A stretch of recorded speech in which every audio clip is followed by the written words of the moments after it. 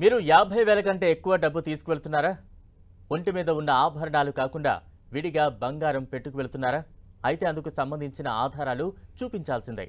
అవును, లోక్సభ ఎన్నికల కోడ్ అమల్లో ఉండడంతో ఒక వ్యక్తి పరిమితి మొత్తంలోనే నగదు, గోల్డ్ తీసుకువెళ్ళాలి. ఈసీ పెట్టిన లిమిట్ కంటే ఎక్కువ మొత్తంలో నగదు తీసుకువెళ్తే సీజ్ చేస్తారు.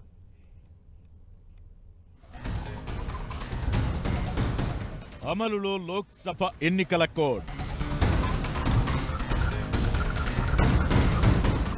నగదు, బంగారం విషయంలో పరిమితులు. సరైన పత్రాలు లేని నగదు, బంగారం సీజ్.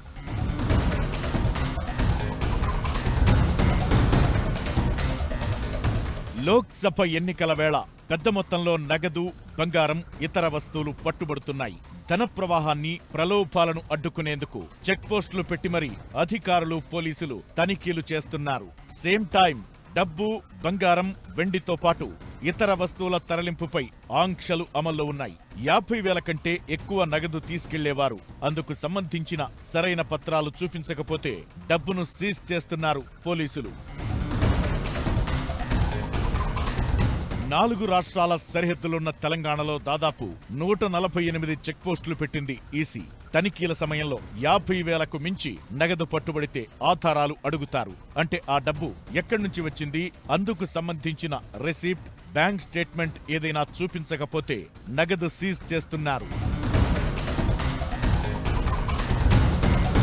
కోడ్ ముగిసే వరకు అంటే జూన్ 6 దాకా నగదు, బంగారంపై పరిమితులు వర్తిస్తాయి.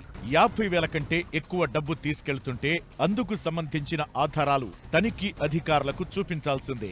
ఆస్పత్రిలో చెల్లింపుల కోసం ఎక్కువ మొత్తంలో డబ్బు తీసుకెళ్లాల్సి వస్తే రోగి రిపోర్ట్లు, ఆస్పత్రి బిల్లులు, ఇతర డాక్యుమెంట్లు తమ వెంట ఉంచుకోవాలి. ఏదైనా అవసరాల కోసం బ్యాంకు నుంచి డబ్బు డ్రా చేస్తే బ్యాంక్ పాస్బుక్, ఏటీఎం స్లిప్ వంటివి తప్పనిసరిగా దగ్గర పెట్టుకోవాలి. ఏవైనా వస్తువులు, ధాన్యం అమ్మిన డబ్బైతే అందుకు సంబంధించిన బిల్లులు అధికారులకు చూపించాలి. భూమి, స్థలాలు అమ్మితే వచ్చిన డబ్బైతే దానికి సంబంధించిన డాక్యుమెంట్స్ దగ్గర ఉంచుకోవాలి.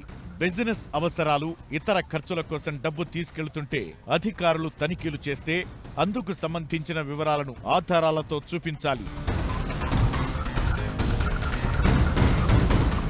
ఎన్నికల కోడ్ అమల్లో ఉన్నన్ని రోజులు పెద్ద మొత్తంలో డబ్బు, బంగారం దొరికితే ఐటీ, జీఎస్టీ అధికారులు కూడా రంగంలోకి దిగుతారు. వాటికి సరైన ఆధారాలు, తగిన పత్రాలు చూపించాల్సి ఉంటుంది. ఈ నేపథ్యంలో అత్యవసర వైద్యం, స్కూల్ ఫీజులు, బిజినెస్ అవసరాలు, శుభకార్యాలు, ఇతర అవసరాలకు 50,000 కంటే ఎక్కువ నగదు తీసుకెళ్తున్న వారు ఇబ్బందులు ఎదుర్కొంటున్నారు. నగదు, బంగారంపైనే కాదు, బ్యాంకు లావాదేవీలపై కూడా నజర్ పెట్టింది ఈసీ. అనుమానాస్పదంగా ఏవైనా అకౌంట్ల నుంచి పెద్ద ఎత్తున ట్రాన్సాక్షన్స్ జరిగితే తమ దృష్టికి తేవాలని బ్యాంకులకు సూచించింది ఈసీ. పరిమితికి మించి యూపీఐ లావాదేవీలు జరిపినా, అకౌంట్ నుంచి అడ్డగోలుగా ట్రాన్సాక్షన్స్ చేసినా బ్యాంకు అధికారులు ఖాతాదారులను బ్యాంకుకు పిలిపిస్తున్నారు. లిమిట్ దాటి లావాదేవీలు జరిపిన అకౌంట్లపై ఆంక్షలు కూడా పెడుతున్నారు. ఇక ఎన్నికల్లో ప్రలోభాలకు చెక్ పెట్టేందుకు సివిజిల్ యాప్ తెచ్చింది ఈసీ. ఎవరైనా ఓటర్లకు డబ్బు, మద్యం లేదా ఇతర వస్తువులు పంచితే ఫోటో తీసి సివిజిల్ యాప్లో కంప్లైంట్ చేయొచ్చు. ఏ లొకేషన్ నుంచైతే కంప్లైంట్ చేశామో అక్కడికి 100 నిమిషాల్లో అధికారులు చేరుకుంటారు.